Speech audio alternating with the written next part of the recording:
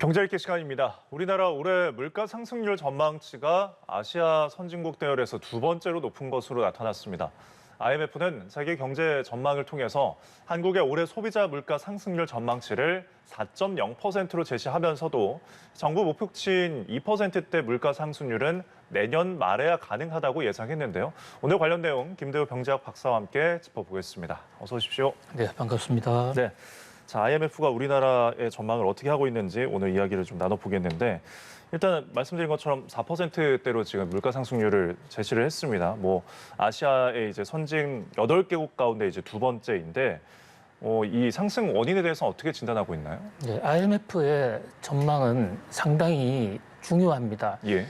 어느 기관이나 각자 자기 어떤 주관적인 시각에서 경제 전망, 물가 전망을 다양하게 또 자신들의 개성에 맞게 할 수 있지만은 IMF는 단순한 기관이라기보다도 전 세계의 통화 금융 안정 질서를 유지 발전시키는 것을 책무로 하는 국제 합의 기구고 이게 사실상 중앙은행의 중앙은행, 세계의 중앙은행 같은 역할을 하고 있거든요. 예. 그만큼 공정성이 높다고 할 수 있고요. 또 IMF가 이렇게 전망하는 데는 그냥 단순 추측이 아니라 각국 정부가 IMF에 어떤 진실을 수시로 빠른 속도로 보고할 의무가 있습니다. 그래서 IMF의 전망은 각국의 그 경제 현실을 빠른 속도로 체크해서 또 나름대로 객관적 공정한 자로 이렇게 공표하고 있다 이렇게 볼 수가 있는데요. 예. 지금 그래픽에서 보시는 대로 우리나라의 올해 물가 상승률 전망치를 4.0으로 잡았습니다. 네. 4.0은 지금 다른 나라 아시아에서 선진국이라고 꼽는 나라가 지금 그래픽에 나오는데 8나라가 있습니다. 예. 그중에서 우리가 2등을 했어요. 아시아 선진국 평균치가 2.4%인데 예. 우리나라가 좀 상대적으로 좀 더 높죠. 그러네요. 이것은 우리나라가 다른 나라보다도 원자재 해외 의존도가 높기 때문에 국제 유가나 또는 곡물 가격이 오르면 우리나라 물가 상승에 가장 큰 영향을 준다 이렇게 보고 있는 것입니다. 예. 상대적으로 일본은 물가가 상당히 낮은데요. 일본도 해외 의존도는 높지만은 일본은 지금 디플레 상황에서 워낙 물가가 낮은 상태로 출발하고 있기 때문에 우리나라하고는 좀 사정이 다를 것으로 봐요. 예. 그러면서도 그런 대로 희망을 갖는 것은 내년 하반기가 되면 한국도 2%대로 돌아올 수 있을 것이다. 예. 그 과정에서 다소의 경제적 진통이 있을 것으로 생각을 하는데 예. 이 물가를 적정 수준 2%대로 떨어뜨리는데 정부와 국민들이 각 경제 주체들이 힘을 모아 나가야 할 것으로 보입니다. 예. 사실 세계 각국의 사정은 조금씩 다르니까요. 다른 나라가 낫다고 해서 너무 신경 쓸 필요는 없을 것 같은데 지금 이렇게 4.0을 전망하면서도 한국은행은 애초에 2.0이 목표였잖아요, 상승률이. 근데 그게 이제 IMF에서 보기에 내년 말에는 좀 가능할 것이다라고 봤어요. 이게 어떤 변수들이 있나요? 그렇습니다. 물가는 떨어지는 것보다는 조금씩 오르는 게 낫습니다. 예. 그것이 경제학에 검증된 이론이고요. 왜냐하면 물가가 떨어지면 어느 누구도 생산을 하려고 하지 않아서 경제가 결국은 공도 동망, 같이 망하는 상황으로 가는데 물가가 조금 오르면 생산을 하는 것이 그 가격 인상폭만큼 더 그 이윤을 보장받을 수 있기 때문에 조금씩 오르는 게 좋은데 그렇다고 많이 오르면 이것은 그야말로 물류대란 또는 사회 경제 체제가 무너져 버리기 때문에요. 현재 우리나라의 여러 가지 거시경제 지표 양상을 놓고 볼 때 2% 정도 성장하면 네. 가장 적정하다 이렇게 놓고 보고 있거든요. 예. 이것은 미국 경제가 2%를 적정 물가 상승률로 보고 있습니다. 예.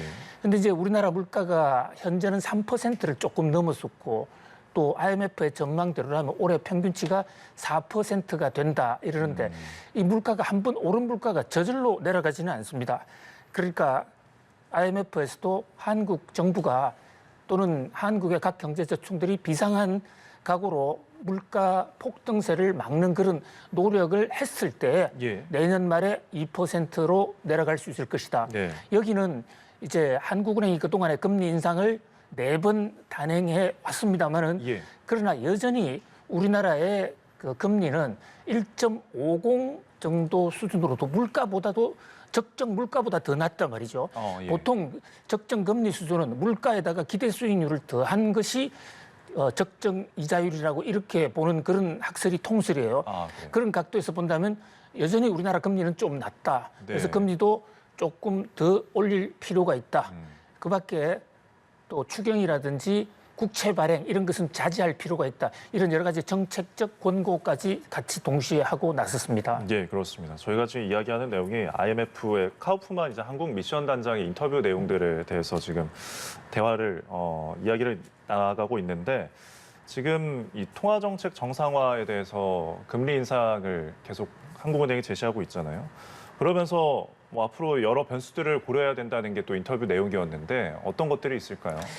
그렇습니다. 지금 카우프만이라는 이분은 IMF의 고위 간부인데요. IMF는 각국 정부와 1년에 한 번씩 정례 협의단이라는 것을 만들어서 예. 한국 경제에 대해서 전체적으로 보고를 받고 거기에 대해서 정책 권고를 하는 이런 여러 가지 시스템을 갖고 있습니다.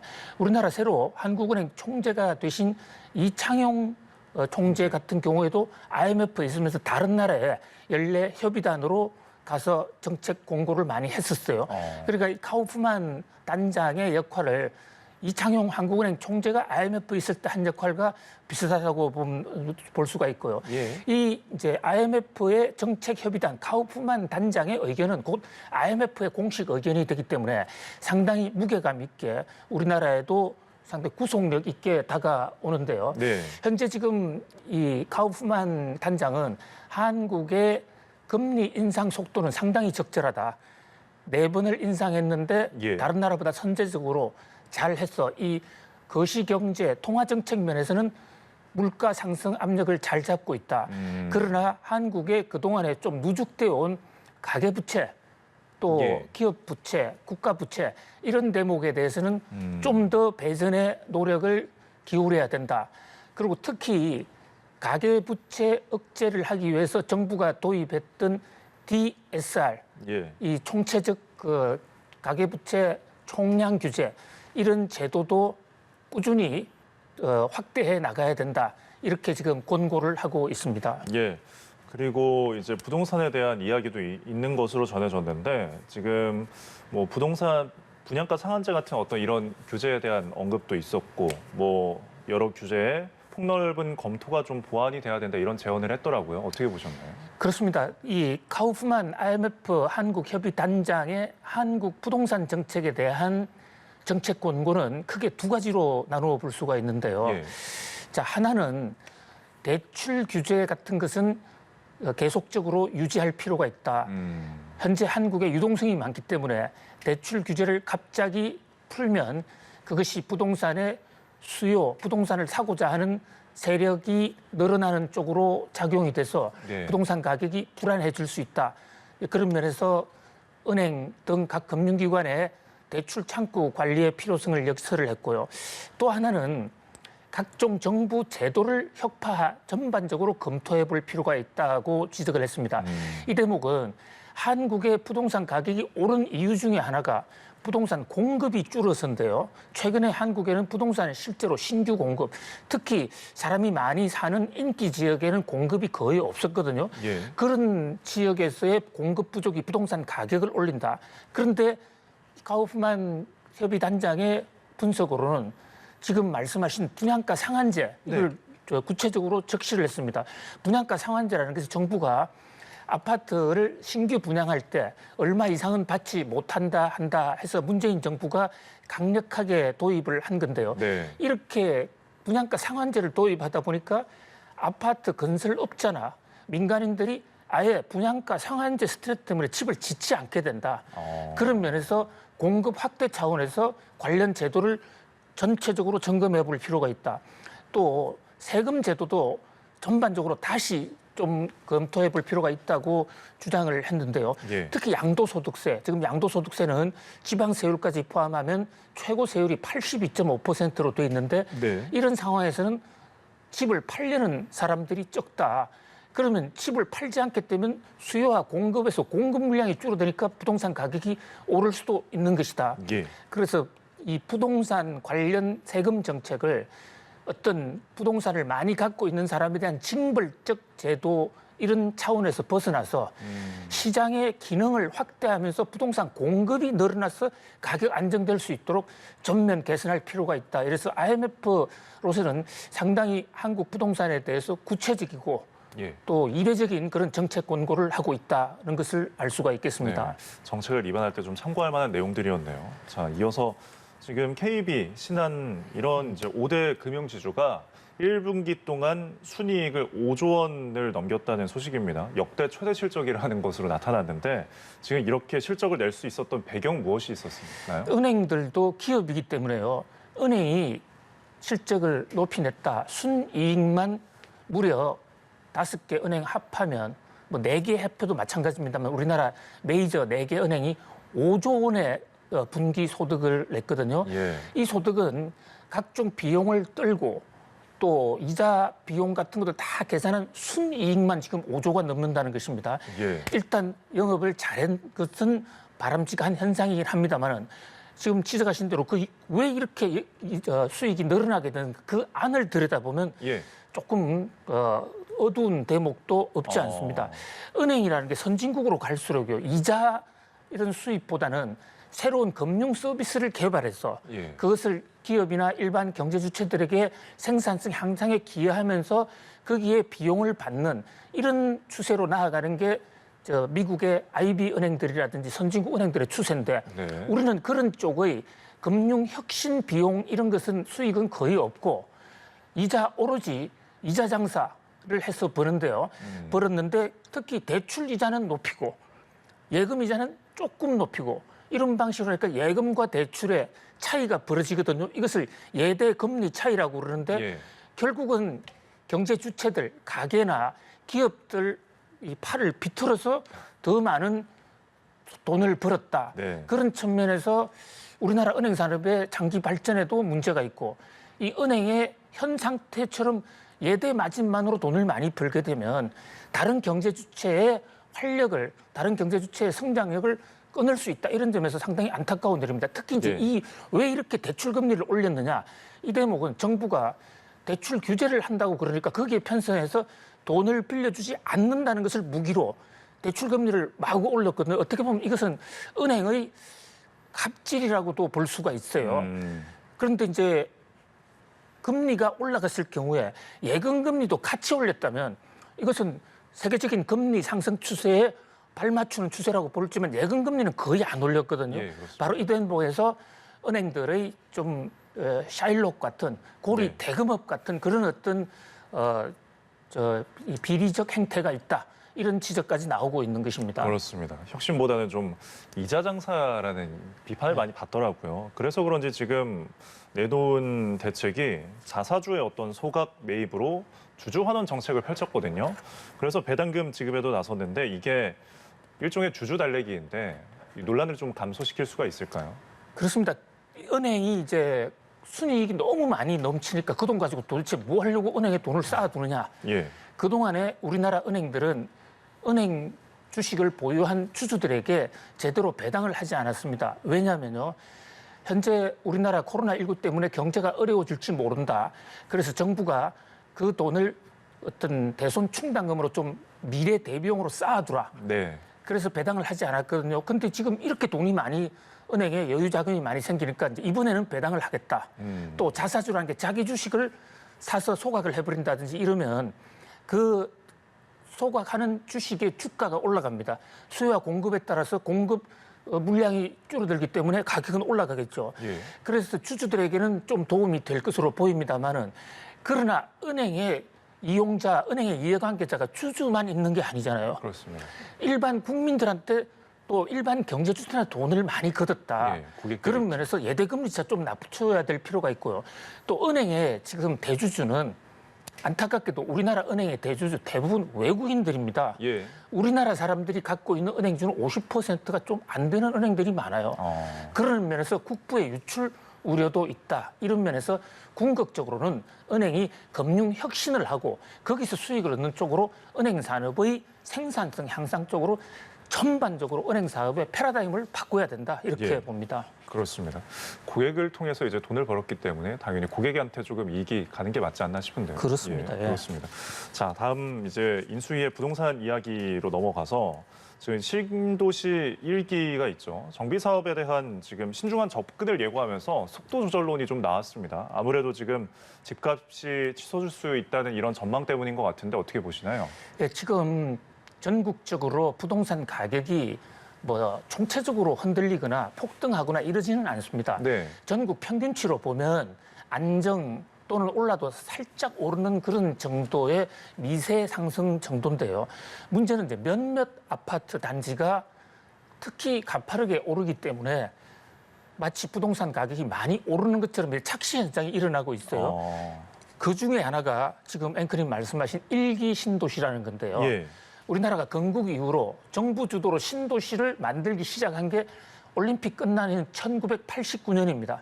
당시 노태우 정부가 분당, 또 일산, 평촌, 중동, 삼본 요 5개 지역을 꼭 예. 집어가지고 여기에 29만 가구를 건설했죠.